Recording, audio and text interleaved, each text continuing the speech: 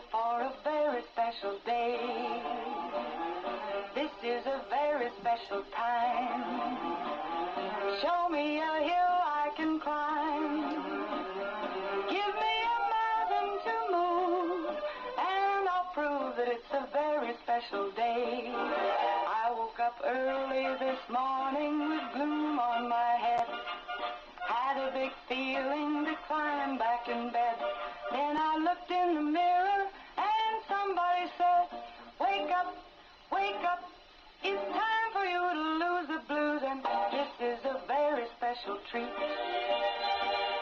Tell it to everyone you meet, that life is all for living and love is all for giving. So this is a very special day. Tell it to everyone along the way that this is a very special day.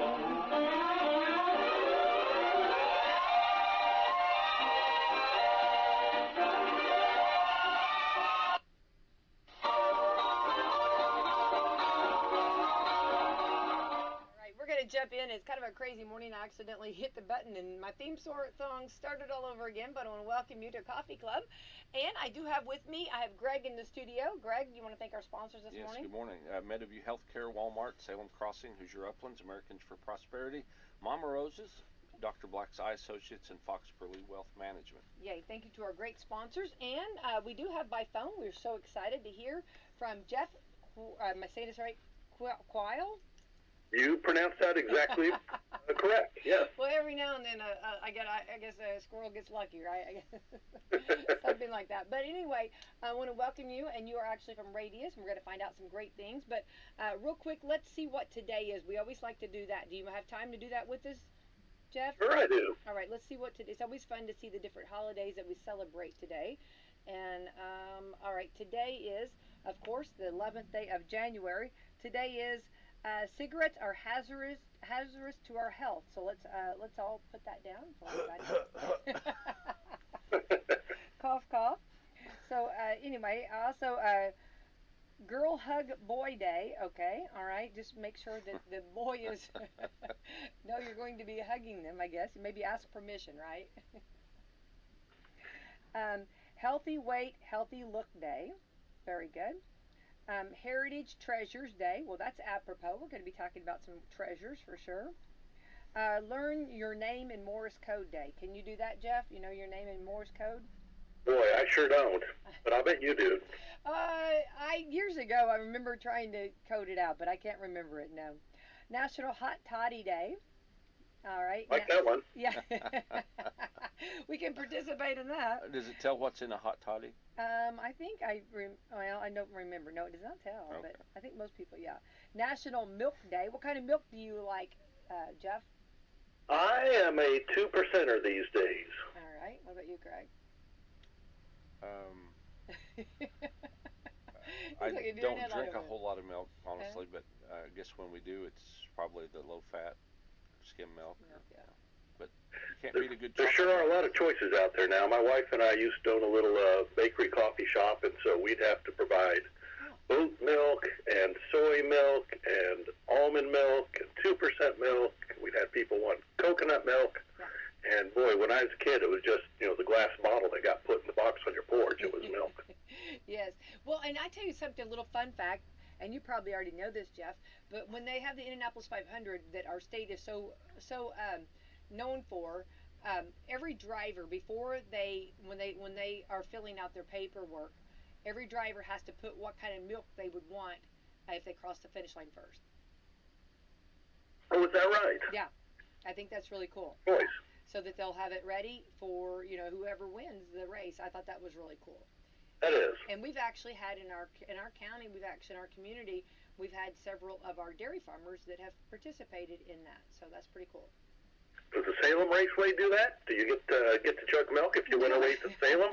No, but I'll talk to Glenn Luckett about that and see. I think it might be a Busch Light. It's a little stronger than milk, I think. I don't know. Maybe we'll do something like that. Probably water. You know what I mean? Yeah. But it's interesting you say goat's milk because it's not bad. I've drank some goat's milk from time to time. That's funny that you said that. I did, didn't know that was very popular with other people. Well, just this morning when I took my shower, I used soap from Washington County. It was goat's milk soap, as a matter of fact. How awesome is that? That's great. What a great way to start off your morning, right? Yes, indeed. This is also National Step in a Puddle and Splash Your Friend Day. I've done that many a times, but I wanted to make sure not when we're on the way to a meeting. You want me to be after a meeting and just being silly or something. This is also Secret Pal Day, so there we go. So get out and celebrate. Thanks, Jeff, for letting us go through that real quick here on WSLM. Those are fun days to celebrate.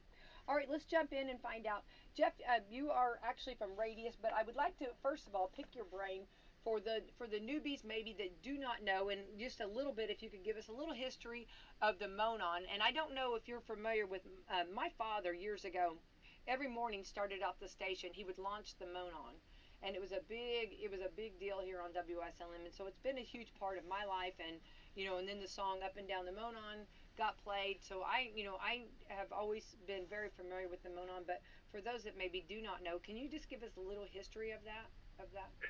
I can do a little bit of that. The Monon Railroad was Indiana's own railroad in many ways. It went from Chicago to Louisville. It was known as a college railroad line because it passed through towns that had 7 different colleges. So there was a time when folks would get on that to go to college or come home from college, or maybe they'd send their laundry home to mom on the train. I'm not sure. But you think about going through West Lafayette with Purdue, and it went through DePaul in maybe it was Wabash. It went through Crawfordsville and Wabash, came down through Indianapolis, certainly went to Bloomington, of course, and then came on down this way through Bedford and Mitchell and Salem and Campbellsburg and on into New Albany. So I remember the number is 7 colleges, and I can't name them all for you, but that's one of the little trivia facts. I remember learning about the Monon rail line with its Indiana heritage. It went on then when the railroad business changed and there was consolidation. It became part of the L&N, the Louisville and Nashville rail line, for a few years. And the boxcar we have there in Salem at the future Trailhead site, in fact, is an L&N boxcar. And then, of course, further consolidation came along, and the L&N Railroad became part of the CSX system eventually. So that's about as deep as I can go in the short term. Is that what you were looking for, Becky, or is there something else you want? It's so awesome. I love to hear like the stories of this, so we know even what we're talking about here. So what about then on that when it did the little bit of changes? Did it change the look of the Monon, or did it stay with the same look that it had in the original? That's a great question. No, it did change. There was a time when the Monon line had its own, not only tracks, but it obviously had its own rolling stock. It had its own boxcars. It had its own engines. In fact, they, talking about the college heritage again, they had some engines that were black and gold because of Purdue, and some engines that were in a red and white, or cream and crimson, I guess I should say, IU color theme. So those trains were part of the Monon corporate entity with, like I say, rolling stock, with the tracks. Of course, all the equipment up and down, which is an important part of the heritage of the rail line, is the equipment that some of which is still standing out there as a reminder of what rail lines were. And all the many, many people. There was a time when railroad employment was one of the biggest sources of employment in this country, and you had people in every community who worked for the rail line, and later on, it was everybody had a grandpa or a dad or someone who had worked on the rail line too. I've heard from many people who talk about their ancestors and their family members who were rail workers and traveled on the rail lines going up and down. And Jeff, what was the reasoning? I mean, because it just sounds, of course, we have so many people, and I'm one of those, that are so fascinated with trains. What was main reason that like some of our, like, we don't have trains? Like, what was it? Cost? Was that something that or what was involved with that? Well, it was in a sense, it was technology. It was the world changing. Rails were the only way to travel with speed and safety for decades in this country. And of course, America is a pretty big country. We're spread out. So if you needed to get from the East Coast to the Midwest, or even just from Louisville to Chicago, trains were certainly going to beat most other means of travel. But with the invention and the improvement in the automobile and then the construction of roads, that form of transportation became a competitor and was, more flexible for people. They didn't have to go to a station if they could just go to their garage to travel somewhere in a car. And then airline travel came along and took away rail lines' competitive advantage for long-distance travel and was much faster, too. So rails, the things that were their advantages in some ways became their limitations over time when new competitors came and technology changed. And they lost a lot of market share in the transition. I mean, do you think back in the late 60s and early 70s is when we saw rails just shutting down all over the place. They finally lived up to the last of their ability to compete and concluded they needed to quit being in the passenger business for the most part. We certainly see that here in Indiana and the Midwest. And then a lot of freight had already moved over to truck transportation. So what we've got now is what seems to be pretty robust and pretty economically sustainable with rails. So other states experience the same. It's not just Indiana. It is not just Indiana, by no means. No, this is a national trend that occurred. There were rail lines. It's really, I'm a map person. I enjoy looking at maps. I enjoy looking at historic maps, and you can, go online and you can see a historic map of rail lines in Indiana in the 1920s, and it's just thick as a spider web with lines going all over the state of Indiana for different rail lines connecting cities and towns. But the same is true in every other state. Here in the Midwest, where we've got relatively large states compared to the East Coast, and we're a little more spread out, rail was the way that you transported yourself or transported your goods across the distances of going from, Cincinnati, Ohio to St. Louis, for example, or going from Louisville to Chicago. On the East Coast, where places are a lot closer to, one another, smaller states, you can go from New York to Philadelphia to Baltimore to Washington, and they've still got passenger rail out there in those fairly close metropolitan areas with lots of people. But we, the Midwest and the South, and really every place but the coast, all saw that decline in rail. Very interesting. We are going to get to our community, and we're going to talk about what, radius. I promise, Jeff, but I'm trying. These questions are so interesting. Over in French Lick, they have a Monon. Don't they have one of the cars there? They do. French Lick is the home of the Indiana Railway Museum, right, which is kind of a living museum. They have working trains, and they've got rail line there. You can go to French Lick, and I'm sure many of your listeners have gone to French Lick to ride on the Polar Express in December, when there's a train ride. Many families, lots of young children get on the train and get to experience a wonderful experience with Santa Claus and scenery. But that train is, they've got a number of historic cars and engines that they have restored and that they maintain, located there at French Lick. And they've got a rail line that goes from French Lick all the way down to Jasper, Indiana. So you can, the track's not in the best of shape. That's one of the issues we've talked to them about. We, being Radius, have talked to that rail line from time to time about what can be done to help them restore or improve the tracks so they can travel a little faster. But it's a great experience. That is in French Lick, not too far away from Salem at all. Right, and I have rode that train too. I've rode both. Good for you. Yeah, and no, it's very,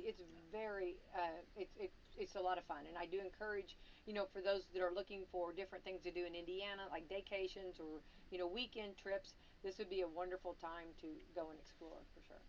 There's a little further afield, but still in southern Indiana, over in Green Castle is, or Green County, I should say, is the Tulip Trestle, which is one of the longest railroad trestles still standing in the state of Indiana. And there are some viewing points where you can go over there and see this long, high trestle that it must extend for half a mile or more across a wide valley. So that's another neat train-related experience we've got here in our part of southern Indiana. Jeff, are there many short passenger rail lines still in Indiana, like French Lick or Jasper? There aren't many. Off the top of my head, and it's a good question. I think Connersville, Indiana, has the Whitewater Valley Railroad, which is similar. I know they do kind of a Santa Christmas theme train ride over there. Then, like I say, the museum up in I guess it's Fishers or Noblesville. It seems like they used to have a train that ran down to the state fair. Is that something that rings a bell with you all? No, but that would be so much fun. That'd be so cool. That'd be so awesome. Yeah, went from those northern suburbs of Indianapolis. I don't know if it still runs anymore or not, but taking the train to the state fair was something they used to do there. And northern Indiana, I'm not sure what they've got up in that part of the state in terms of historic rail.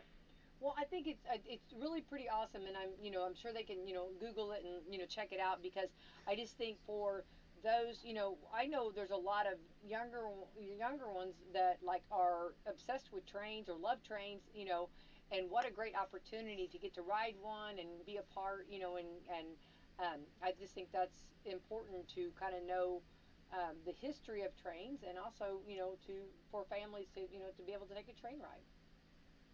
Absolutely. So, all right. So I appreciate you hitting that, and I know that's not where I'm doing squirrel. I'm going off the beaten path here, Jeff. All right. Well, so let's talk about what we're going to talk about this morning. Actually, let's talk about Radius. Tell us about what your goals are for Southern Indiana, and tell us about Radius itself when you say the name. Well, thanks for the opportunity. Radius is a nonprofit corporation. We were established back about 2009, and Radius was set up to promote economic development in southern Indiana. That is our specific goal. When the state of Indiana put the casino license in French Lick back almost 20 years ago now, as some of your folks probably remember, parts of southern Indiana were their economies were a little depressed, and yes. Living standards were lower than other parts of the state. Wages were a little lower than other parts of the state. Unemployment was higher. So the state moved that casino in, and they said, with that new casino that's going to have gaming taxes, we're going to dedicate a part of those gaming taxes to improving the local economy. And that's written right into the state statutes, the laws of Indiana. So the Indiana created Radius Indiana and said, Radius, you will send some of those gaming tax dollars to you, and your job is to work on economic development in 8 counties in southern Indiana. And so Washington County, Crawford County, Orange County, and Lawrence County are all part of the Radius region, and all relatively close to Salem, and then a little further afield, DuBois, Davies, Greene, and Martin County are the other 4 counties that we work in. So I love that, because I know there were concerns since like for the ones having the casino, the communities having that were getting more money than the ones that didn't have that. But this kind of divides it up and gives it to a little piece of pie for everyone. That's right. It was much more of a recognition that regions interact with one another, that Salem and Paoli and Marengo are all communities that have their own identities, but they share some things. They share some common culture, some common successes, and some common needs and problems, too, on the economic side. So we were formed and had a couple of early leaders who were good men, but Radius really came into its own in 2013 when our friend Becky Skillman. I thought Becky was in part of this. Okay. Yeah, she, as we know, she had been the state senator for our part of the state for many years. I'm a huge fan of hers. Yes. Well, rightly so. Gosh, I absolutely am a big fan of Becky's. Mm-hmm. She left the lieutenant governor's office after 8 very successful, accomplished years, and she came and took over Radius and ran Radius as an organization for over 3 years and really elevated it. Folks recognized it, and the fact that Becky, someone of her status, was in the organization really made folks sit up and pay attention to Radius, and worked on the things that economic development groups usually worked on back in those days: marketing, trying to sell our communities to businesses that were growing, going out and telling the story about, we've got a good, hard-working workforce here. Our population are folks who aren't afraid to work, and a lot of folks in this region certainly have family traditions of working in industry or factory or being productive, being skilled with their hands, knowing how to solve problems. So we talked about the workforce. We talked about where there was space available. We talked about access to utilities or highways or the things that companies needed. Mm-hmm. And so that has been the traditional role of economic development, and that's what Becky really helped elevate Radius into doing. Right, and I think that's so. I think it's so awesome because I think that every community in the state is unique, and I think everybody's got their strong points, their points that are worth visiting, worth I guess showing off, if you will, and it's so great that there's money to help this, and that Radius was formed in this for those that maybe need that extra help. And of course, I can't imagine any communities, not welcoming extra money to help, for that, for people to come in and for tourism, for people to come in and see, and to also highlight what the community is about. Yes, absolutely, and it really helps every community. Washington County and Salem, for instance, every community does have their own dedicated economic development leader. In your case, it's Angie Buchanan down there in Washington County. And so Radius works with those local folks. Folks like Angie are working with Mayor Green, folks who know their community and they know particular opportunities that might exist. Right. We work with them. We rely on their local knowledge to help us. And in recent years, the whole field of economic development has gotten much more, I would say, more complex and more aware of how dynamic the world environment is. So you mentioned tourism, which I think is a great thing to talk about. We recognize that in our region, when we did some studies, we found out that tourism is the 6th leading industry in terms of employment. The number of jobs down here from places like the French Lick Resort or Lake Patoka, or Beck's Mill or goat farms and B&Bs, things like that. It provides a lot of jobs for people in our communities. So we said we're going to do more marketing. We're going to try to do marketing and branding and sell Southern Indiana as a good place for folks to spend their vacation time and their vacation dollars. We hope that we can persuade folks throughout the whole Midwest that they don't need to go, out to the Ozarks or go all the way, down to Tennessee. That they can bring their family to Southern Indiana and they can spend a good week here doing a lot of fun things. They can go hike the Knobstone Trail in Washington County. They can go to French Lick Resort. They can go over to a Holiday World. They can go down to Louisville. If they stay here in Southern Indiana, they're just within range of a lot of different tourism and fun recreational activities. So we do support tourism very specifically. The other side of our region, over on the western side where Crane is located, that's a big deal, having a naval base that employs close to 6,000 people. So we do a lot of work to support Crane, helping them with their efforts to support the warfighter, as they say.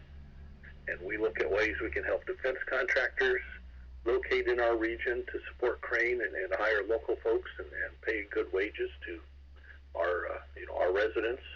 We get a lot of veterans, especially, which is nice. It's good for the culture, and it fits in well with the culture of our region.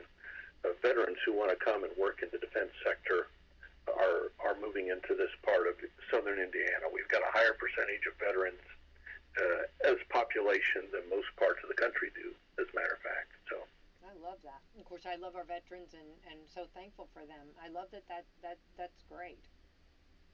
And talk about the stories they have and the wisdom they have. That's great. yes, absolutely.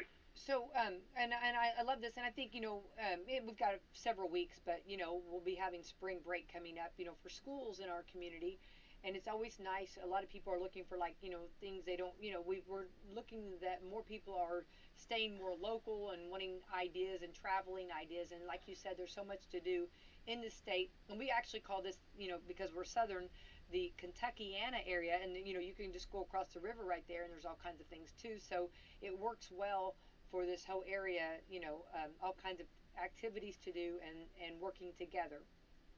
Yep, absolutely. We have, as I talk about our tourism brand, we call it Discover Southern Indiana, and we've got a website. It's Discover Southern Indiana. If someone wants to Google that and go there, they'll find that we've got a whole website that lists things to do. You can look at maps and see where there are places to visit, restaurants where you can go eat around our region, activities, things like the Tulip Trestle over in Greene County, or going and visiting the Amish village over in Davies County over at the Gastoff.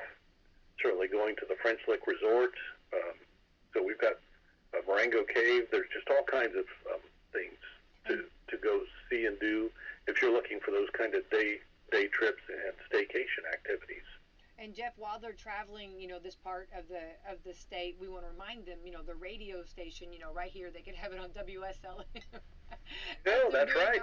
As they're doing their wonderful, we'll put a little pep in their step as they're doing their traveling around. That's the best way to travel.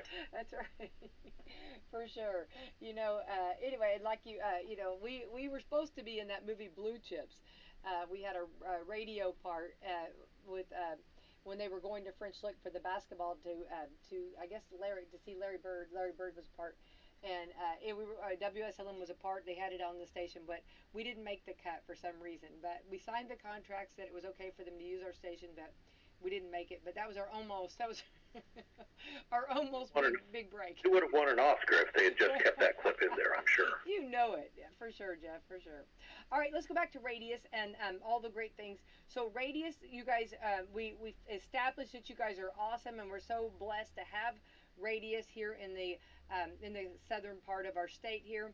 And let's talk about, okay, you were here the other day, and we got a big movement going on, and actually they did a big movement the other day in moving the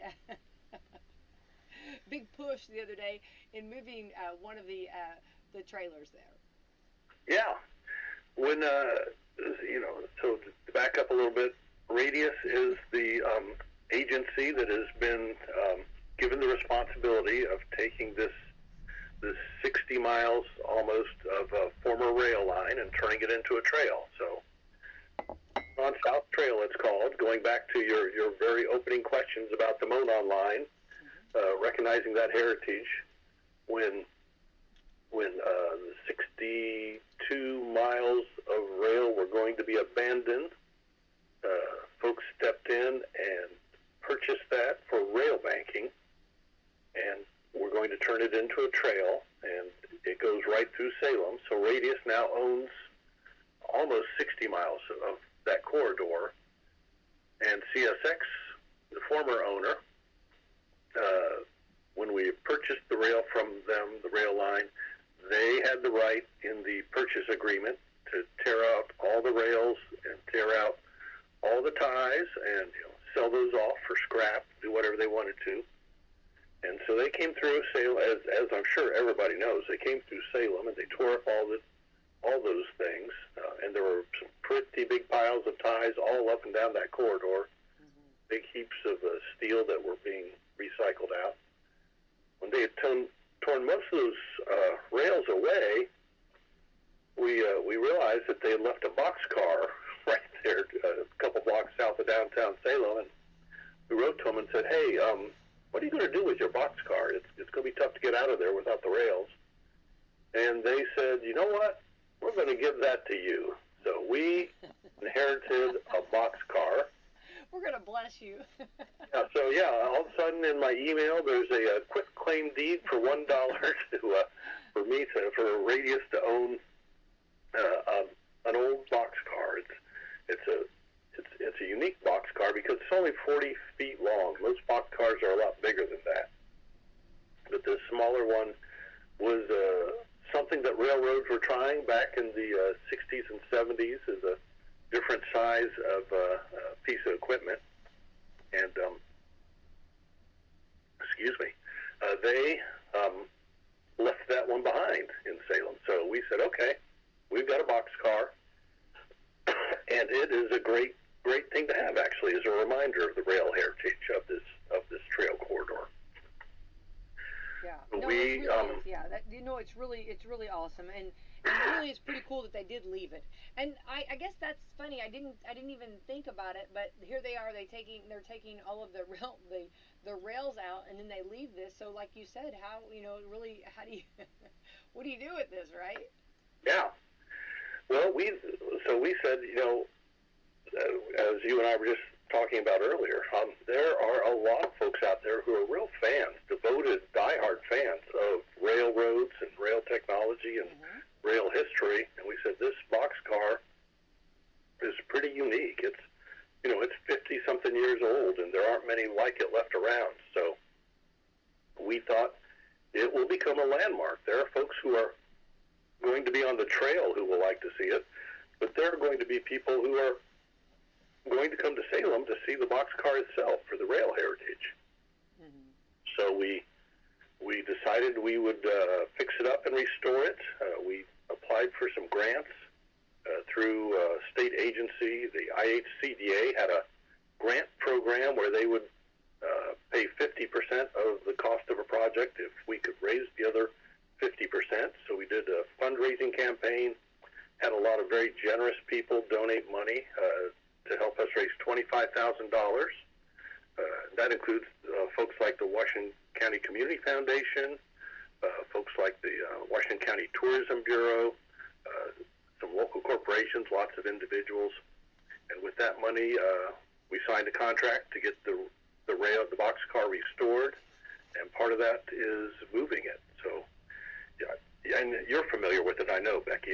It was back probably, what would you say, 70 yards away from Main Street off to the west. So it is not real visible to the public.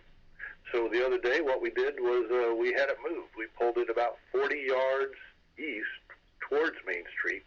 So it's much more visible now. It's going to become the landmark for that trailhead. We're going to put it in that location. So we'll fix up the boxcar. We will have the trail that will go right on top of the old rail line right through there, just about 10 yards away from the boxcar.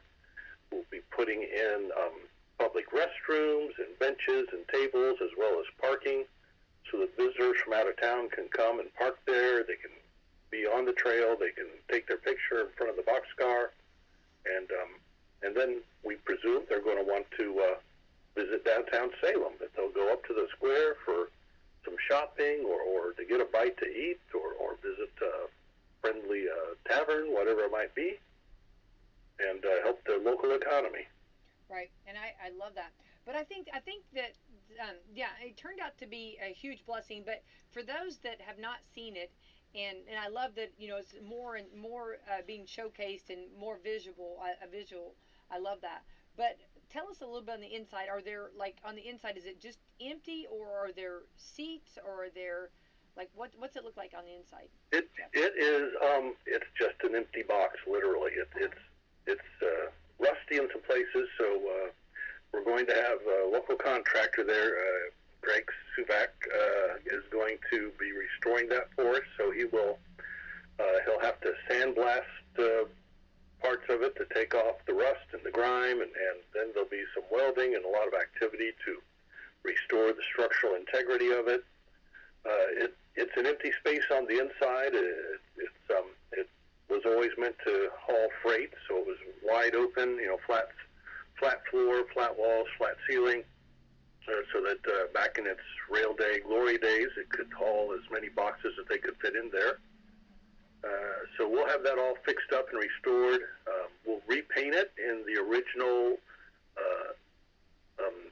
in Louisville, Nashville railroad colors. We'll put the original logos on it and number it the way boxcars used to be numbered, so it will look like it's truly a throwback to the old days of shipping.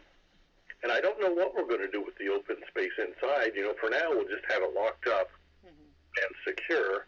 There have been folks who have talked about, it'd be neat to do something with the space. At one time, we even talked about whether we could put our public restrooms in there, build some ramps up to it so that folks could walk up or wheelchair up and just have the restrooms inside of it. But in terms of expense, we're trying to be frugal, so we're going to use the little building there for public restrooms.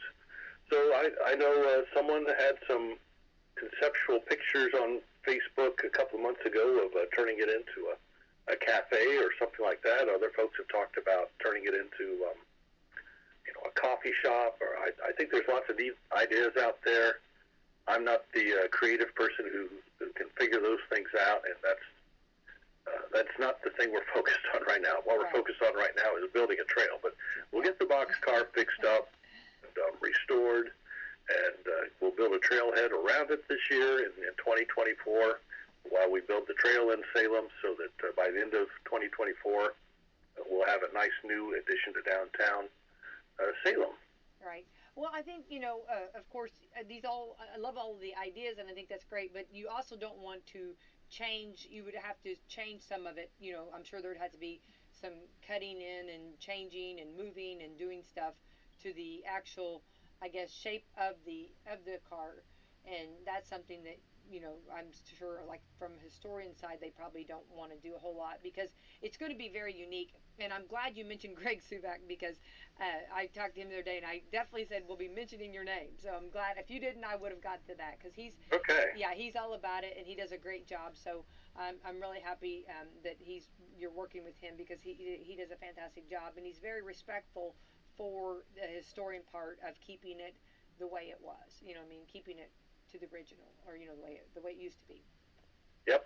So and Stephanie Vines, who was at the Salem Depot Museum there for right up until recent times, they were very helpful in helping us think through the restoration and think through how to find the original colors and designs and patterns and everything. So you're in good hands for sure, Jeff, with them. Okay, so another question then. Okay, and then I want to find out some timelines on this, so I promise I'll get to the meat of this also, but I want to ask on this for the railroad the car that we have here, where would it have been, like if you were talking about a actual train, like would it have been at the beginning of it? Would it have been, is this the caboose that we got left, or it wouldn't be the caboose, right? What would this That's right. This would have just been rolling stock somewhere in the middle of a train. You would have had your engine and fueler, and then you would add a long string of 15, 20, 40 box cars and various freight cars. There are cars that would have been open on top so they could carry things like coal or crushed stone. There would have been cars like this, box cars that could carry finished products in crates. There would have been cars, tanker cars that might have carried oil or vegetable oil or some kind of product like that. And then back in the old days, there would have been a caboose at the end where there would have been part of a train crew riding back there. Okay, so that I can sleep tonight. Okay. Okay. Okay. Because my mind will be on this today. Okay, if they left this car, okay, and there had to be a caboose behind it, then where is that caboose, and how did it, like, how come, like, this would have been left? Because, I mean, like, how would they have got the caboose off and left this little car right by itself? You know what I've heard folks speculated, and this is not my field of expertise, Becky, I'll tell you. But you know, this is Coffee Club, but we want to know. Abandoned Rail Car 101. Why would this be sitting by itself? I can't sleep tonight, Jeff, if I don't know this. When I took on the job of running an economic development organization, if you'd asked me to list the top 50 things I was going to do as an economic developer, fixing up a box car would have been less than number 51. It wasn't on the list. So I'm learning as I go with this one, I'll tell you. But what I've been told is that actually that box car was located there, and for a time it was just left there to be a storage facility. You know, there's that little administrative building right out by Main Street. I think it's cinder block kind of building. They're right off of Main Street. So there used to be some CSX staff people who worked there, handling, you know, whatever administrative issues there were, keeping track of freight cars and line or trains moving across the CSX system. And someone told me that rail car was really just used as a giant storage shed. It was a place where they could keep files and keep materials that they needed to get access to. Remember, it's a small one. It's 40 feet long. So when it was built in the, they think it was assembled in the 70s. It was an experiment with railroads trying 40-foot long rail cars. Ultimately, those 40-footers just weren't a success. They just weren't as big as the bigger cars, and they couldn't carry as much freight, so they weren't as profitable. So they were dropped out of rail lines fleets over time, and this is one way that CSX disposed of this one. In this case, is just parking it on a siding and using it for a storage, and that's part of why it got forgotten. It hadn't been used in many, many years to actually haul any freight around. It was sitting there just minding its own business, so to speak.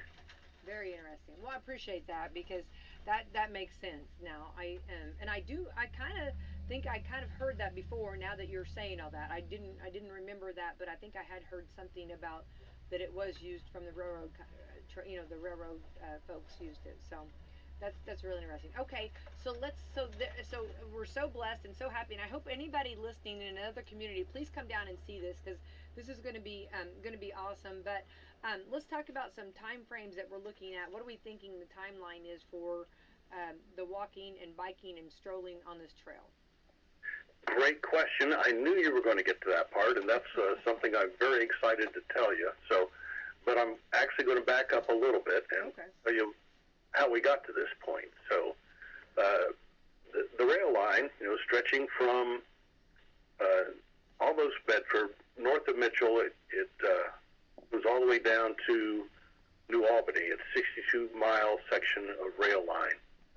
CSX had not run a train on this part of the rail system since about 2007 or 2008. So it had sat there as an empty line for a long time, and anybody in Washington County who'd seen the line over the past few years knew from all the weeds growing up and the trees growing up in it that there hadn't been any activity on it for a long time. Right. So CSX announced in 2018 that they were going to abandon it. They said, we don't have any freight moving on it, we don't need it, so we're going to abandon it. They had to go to a federal agency called the Surface Transportation Board to announce that and go through a process of abandonment, because the federal government has a view that rail lines are important infrastructure. And once they've been assembled, a lot of rail lines were put together back in the 19th century, and they cross over many, many pieces of property and through a lot of cities and towns. It's almost impossible to put a new rail line together now, to go out and find all those separate pieces of property. So the federal government said, we don't want rail lines just to be abandoned. We'd like to save them in case someone finds a future use for them. So someday someone might, have a new factory go up in Orleans or Campbellsburg, and that factory needs rail service, and they want to be able to use this old rail line. So it's called rail banking, and the Surface Transportation Board says, okay, does anybody want to buy this rail line from CSX and use it as a rail line? And there was nobody who really offered a serious proposal to keep the rail line intact. So then the Surface Transportation Board said, well, does anybody want to buy this rail line from CSX and rail bank it? You can turn it into a trail in the meantime, but you got to keep it intact so that someday it can turn back into an active rail line if needed. And the city of New Albany said, yes, we'd like to rail bank it. And what they wanted to build a trail in New Albany on their part of it. They didn't want the other 59 miles of it. Mm-hmm. So they went out and they said, I'm sorry about that, excuse me, Becky. Okay. They said, okay, we'll offer to buy all 62 miles of this rail line. We don't want most of it. We'll find a partner who will take over the rest of it. So they came to Radius, and we agreed to be their partner and began negotiating with CSX. Oh, sorry about that tickle in my throat. And so we began talking to CSX about acquisition, and then the state of Indiana said, we'd like to be part of this too. We think that when you look at a map of where there are long-distance trails in Indiana, southern Indiana doesn't have nearly as many as central and northern Indiana, so this is a chance to fill a big gap in the trail map of Indiana. So the Department of Natural Resources and the governor's office worked with us and helped us negotiate with CSX to purchase the trail, the corridor. And so that got finalized in February of last year. February, I think, 10th of 2023 is when we wired the money and signed the paperwork and officially took ownership of this trail. So Floyd County and New Albany gets all the trail that's in Floyd County, which is about 3 or 4 miles, and Radius gets the other 60-ish miles that go through Clark County, Washington County, Orange County, and Lawrence County. And most of that is in Washington County. This rail corridor comes in down by Pekin, and it winds up to the north, and then it comes west through Salem, and it winds around. It gets over to Campbellsburg and Stillo, and then eventually heads on out of the county. But Washington County gets a huge portion of this trail. So we took ownership of the trail. Department of Natural Resources said, we will give you an extraordinary grant, unlike any we've ever given before. And they provided us with $23 million to build the trail. And then the READY program said they would give us $1 million. So we've got a little over $24 million to build this 60-mile long trail. Unfortunately, the total cost to build a 60-mile long trail is about $60 million, so we're short on that. But once we had ownership, we went out and we hired an engineering firm and said, we don't want this money to sit around idle. We want to build this trail as fast as we can. So they have been designing the trail for us. We said we're going to build segments in every community first. With the money we've got, we want to make sure the people who live closest to the trail are the first ones to get the advantage of it. So we're going to build segments of trail, about 3 miles of trail inside the city of Salem. We'll build a section of trail up in Campbellsburg and Sotillo, one in Orleans, one in Mitchell, and then we'll build a segment of trail that'll start in Pekin, go down to Borden, and then go all the way down to Dean Lake Road. That'll be about a 10-mile section of continuous trail. And we should get all of that built this year in 2024, plus trailheads in all the communities as well. So we're excited about it. We expect that we'll go to bid probably in April or May and choose our contractors, and then expect to see construction start in something like July. we're going to build 10-foot wide asphalt trails inside the communities, so that we want to have a good, firm surface that will be suitable for everyone, whether it's a walker or a runner or a bike rider or someone in a wheelchair or someone pulling or pushing a stroller. We want a surface that's going to work for all of them and be low maintenance and have some longevity. So that's what we're looking at inside the cities and towns. And when we look at how we're going to connect the cities and towns, the segments outside the cities and towns, we're going to try to reduce our cost by building a surface that's a finely crushed limestone aggregate type material. It's finer than gravel. It compacts solid well enough that you can still ride bikes on it or take a wheelchair on it. But it's lower cost, and that'll save us some money because it's going to be expensive to build 60 miles altogether. Definitely. Well, and we know that, like, when you're like, sometimes you like, it can be a blessing that that CSX said we're done with it, but then also if you, it also is, okay, so you have it now, and if that money wouldn't have been, I mean, that would have been what a blessing that money came, manna from heaven came down to give you money to do this. It really is. We've got an advisor from the National Park Service who is helping us with this, and she's someone based in Ohio who's worked with trail organizations all around the Midwest. And she says folks here don't recognize probably how lucky we are. She said a typical long-distance trail gets built, at best 5 miles a year. Folks have to go out and find a grant or a donor here, and they can build this year's segment, and then they got to go do searching for more money so they can build another segment a couple years later. And so you build these trails just a little bit at a time. And here we are. We've got this opportunity to really build out over a third of the trail all at once in one big fell swoop. And so it's going to be fun.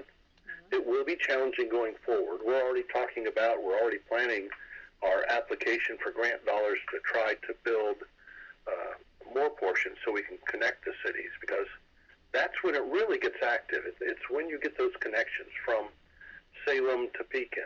Someday we will have all these cities and towns connected, and you'll be able to start in Mitchell at the north end and ride your bike or go on your walk all the way down to Louisville, Kentucky, because this trail will go down to New Albany.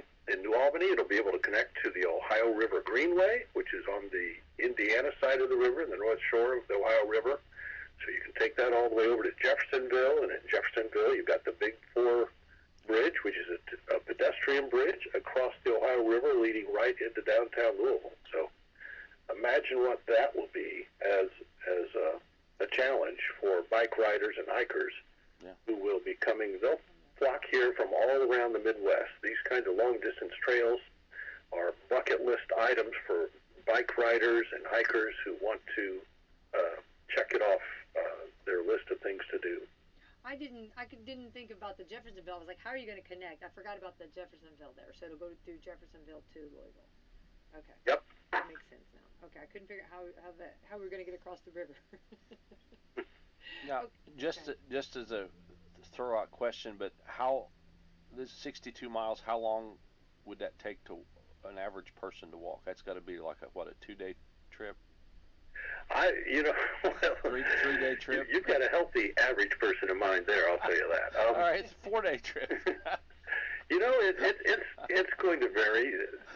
These bike riders, these folks who ride bikes, they can easily do 30, 40, 60 miles in a day. Yeah. The folks, and you probably know, the whole idea of what is a bike is really changing these days. I think over 60% of bicycles that are purchased now are these electric bikes, these e-bikes that have a little motor in them. So we'll see people who are getting on an e-bike in one place, and they'll flip it on and they'll do some pedaling, but they'll be able to zip along at 15 or 20 miles an hour, and they'll be able to do this. For the people, hopefully they'll stop at the crossings. They won't go zipping in front of cars, but Yeah. They'll get through it pretty quickly. Yeah. Let's say somebody wanted to park in Mitchell and walk down to I guess take some stuff in a backpack. Are there places? I guess they would have to kind of plan it out to maybe get to Salem and stay. Spend the so night. that is something that we've seen. It will be amazing as this becomes a connected long-distance trail. You will see a lot of new businesses pop up in all these communities up and down the trail. You'll see little B&B kind of outfits that are right on the trail pop up, or you'll see an old, there may be in one of these communities an old building that was a railroad hotel back 70 or 80 years ago. It may be restored to its glory as a little boutique kind of hotel for folks who are on the trail.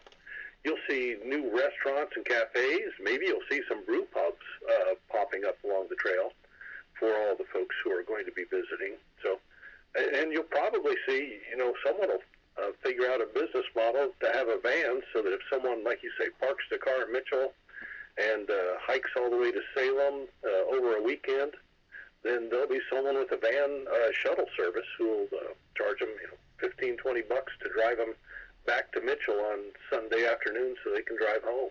Monon Uber. Well, I was going to say, yeah, for anybody who's got a van parked down by the river. Yeah, be careful. Be careful. I had to make reference to that. I'm sorry, Jeff. I had to go rogue on that. Okay, let's go back to this. Will there be markers? Like, will I know? Like, when I start, let's say if I start here in Salem, will I know?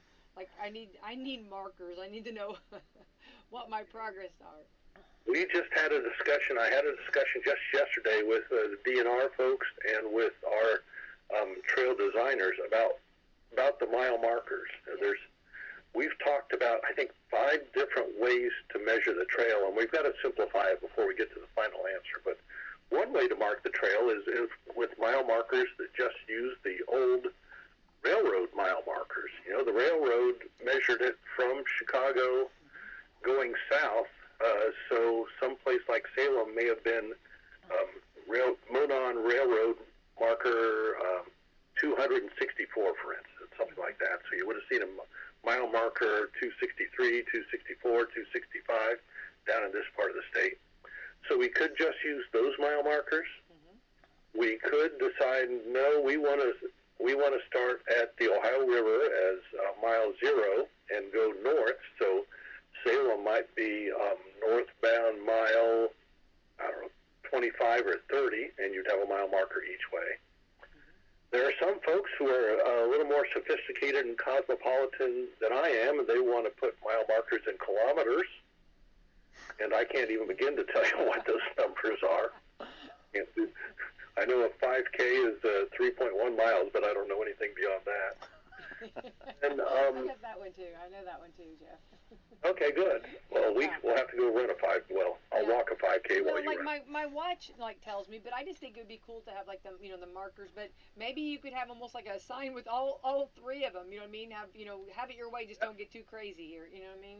Yeah, the other thing folks have said is why not put latitude, longitude on it? You've got those folks out there who like to do those kinds of things. So we could do all those, and then we're going to want to have markers that will say, you're in Salem, it is 9.5 miles to the Campbellsburg trailhead, or it's 18.3 miles to the Orleans trailhead. So to give folks an idea, if someone starts hiking in Salem in the morning and they're thinking about doing a round trip, they want to know how.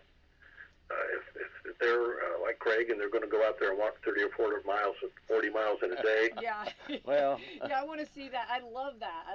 I've got it now. We record this program, so I can't wait to see that happen yet. I'm excited about watching this happen. But better have a bench to sit on. Is there any kind of a die you could put when you come through Salem that you could put in when you are laying down the floor or the trail to make us like the yellow brick road or something? Could you put a little bit of a coloring for us? You're close to what we're talking about. We know that Salem has kind of a red brick theme. You've got the brick road right there off of the courthouse square going off by John Hay. On Market. I know when you come into town, those Welcome to Salem signs have that red brick background. Mm-hmm. So we actually are talking about putting in a red brick paving surface at the trailhead. So you'd have, the trail will probably be asphalt, the parking lot will be asphalt, but then the plaza area hopefully will be a red brick theme to tie into that Salem heritage theme. I love that. Oh, that's going to mean a lot to our community. That's cool. Love that. So maybe we can find a couple of yellow bricks put in there for you, Becky. You go, Jeff. That's right. So do you have your core group, your planning group for this whole project together? We do and we don't. That's a great question. We started out, our objective was to spend the money fast to build the trail fast. So we hired the engineering firm and got them under contract to start doing design work. And then also, from my perspective as the president of Radius, I've said it's an honor to build a trail for our region and know that it's going to be one of the premier tourism and public health assets of southern Indiana. But Radius is an economic development group, and in the long run, I think we need to remain an economic development group. So we have set up a separate 501c3 called Southern Indiana Trailways, Inc., and we've got a small board of directors with local folks from Salem and Orleans and Borden and Clark County and Mitchell. So we've got a 7-person board there with local input, and we're planning to expand that board to bring more local folks in. And eventually, we want to hand it over. I'd like to transfer the trail out of Radius's hands to this new Southern Indiana Trailways organization, because then they can be dedicated and focused on the trail as their primary mission. Whereas here at Radius, it's one of about 7 different missions our corporation has. So I love that. that's so I'm going around the barn to give you your answer on local input, but we do have local input. We've had I don't know what, 6, 7, 8 public meetings just in the past year, in communities up and down the corridor, giving folks, first they were just information meetings saying, hey, this is what's happened and this is what we intend to do. And then we had a second round of meetings that were input meetings where we came into each community and said, what do you think we ought to do? What are some points of interest that we need to have an emphasis on and think about? Where would trailhead locations be, et cetera? And then just about 3 months ago, we had our third round of meetings, and those were working with the Epley Institute. We're working on helping every community have an approved master park plan so that the park systems can think about how do we take advantage of the Monon South Trail as a public health recreation asset. How can we even tie the trail and the local park system together? And also, if we get it approved by DNR, get the plan approved by DNR for the park system, then there's eligibility to get DNR grants to help with park projects. So that's something we're excited about doing. I love that. So, and so we had public meetings for the master park plans and getting volunteers involved in volunteer groups. That's one thing we're really going to count on in the future is our volunteer groups in every community. That's the way it works with most of these long-distance trails. We think there'll be a Salem chapter of local supporters of the trail, folks who'll be willing to go out and pick up trash or help us find places where we need to seal cracks, or just keep an eye on the trail and help us maintain it and enhance it, activate it. We'd like to see 5Ks run on our trail in the future so the community really gets out and benefits from it. So awesome. Jeff, I know time's getting close, but real quick, will it be lit? Will there be lighting on the trail? We'll probably have lighting at the trailhead sites themselves, but over the long distance, Becky, it's not financially feasible at this point to think about putting lighting out there, along all 60 miles. Now, technology is obviously changing with all these solar panels and LED efficient lights, and someday in the future we may be able to light up stretches of the trail, but for now it's most of our money we want to go into as much asphalt.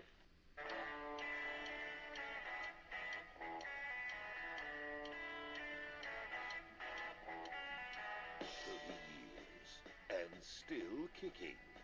The Rick and Bubba Show. Let's go! 30 years and still here. 6 minutes past the hour. The Big Boy Studio on the bleeding edge of technology from Sweet Home, Alabama to the world. Speedy, the real Greg Burgess, Helmsy, Eddie Van Adler, all in the mix today. And welcome back, Bill Bubba Buster. Rick, glad to be here. Thank all of you for joining us. It's a little party we call Rick and Bubba, where we discuss what's going on in the world and in our backyards. That is correct. Now, we've covered a lot. If you're just now joining us, here's the good news.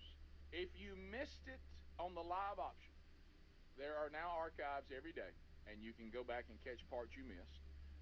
You can do that either on our YouTube channel or you can do it on our podcast channel. So remember that. That helps you if you ever miss anything. Now, we want you to be here with us if there's any way possible while it's happening. But if you can't, you can go and pick up whatever you missed, or if you don't even have access to a live option, you can still get the show in your own time. A couple of updates, and we might want to get into that one you just talked about too, but I don't think we could play the video because I watched some of it. But anyway, let's do this one It's a Rick and Bubba News update. It's a Rick and Bubba news. News update. Let's It's go. a Rick and Bubba news. News update. It's a Rick and Bubba news. News update. We refer to him as, remember the guy who jumped over the desk and attacked the judge when she would not give him parole. Does everybody remember that? Yeah. Well, as we all know, the one thing that'll hurt your chances of getting parole is if you're denied it, you dive over the judge's, whatever you call that thing. What do you call it? Is it a bench? The bench. You dive over. Approach the bench. You dive over the bench and then slam the judge's head up against a marble wall and begin to try to harm her. That's going to hurt your next parole opportunity. It is going to hurt it. If you're his lawyer, you're like, hey, you just made my job very difficult. If you're trying to convince people that they should have given you parole, this is not the way to go. Well, now the guy now has to appear in front of a new judge. I'm sure the other one has PTSD from the last time. So a new judge here. And, Bubba, as you may have guessed, it does not go well because now the court, the judicial system, is upset with Mr. Jump Over the Bench guy. So here we go. Mr. Redmond, have you been given a copy of the criminal complaint this morning? Yes, I have been given one. You're being charged with count 1, attempt murder, victim 60 years of age or older, a felony. Count 2, battery on a protected person resulting in substantial bodily harm, victim 60 years of age or older, a felony. Count 3, extortion by threat, a felony.